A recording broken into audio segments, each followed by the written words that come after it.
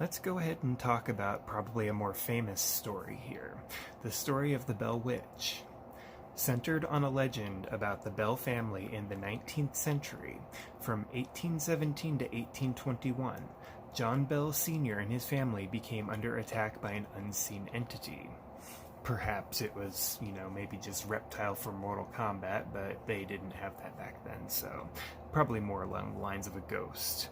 In the book, An Authenticated History of the Bell Witch from 1894, which recounts the legend as told by the family involved, the spirit presented itself with the name Kate, which led to her being called Old Kate Bat's Witch.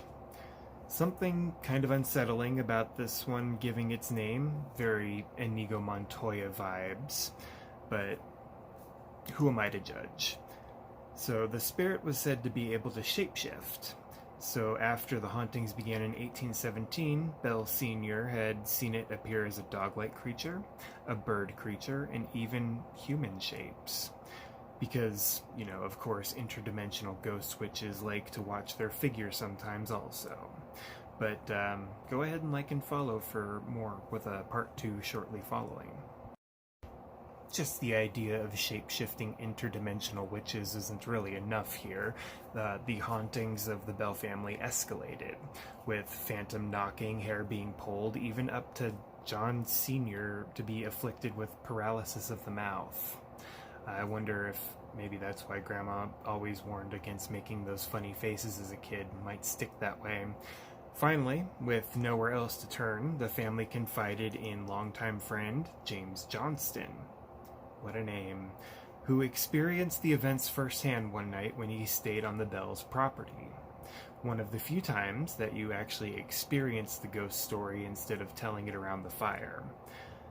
Johnston said the Bible word, and naturally that's when things get taken seriously.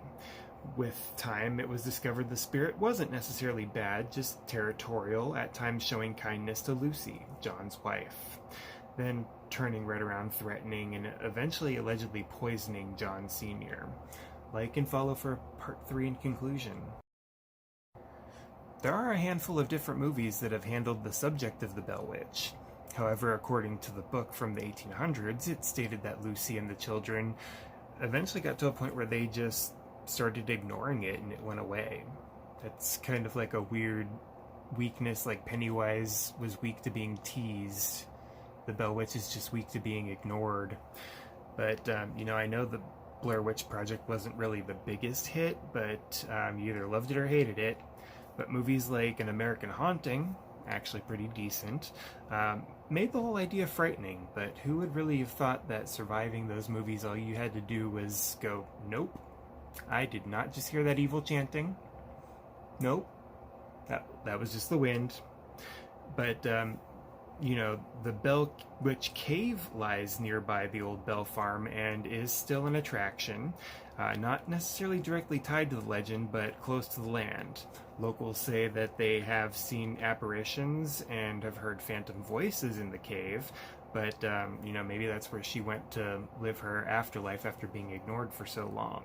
But, I'm always game for dumb ideas. I would check it out. Would you?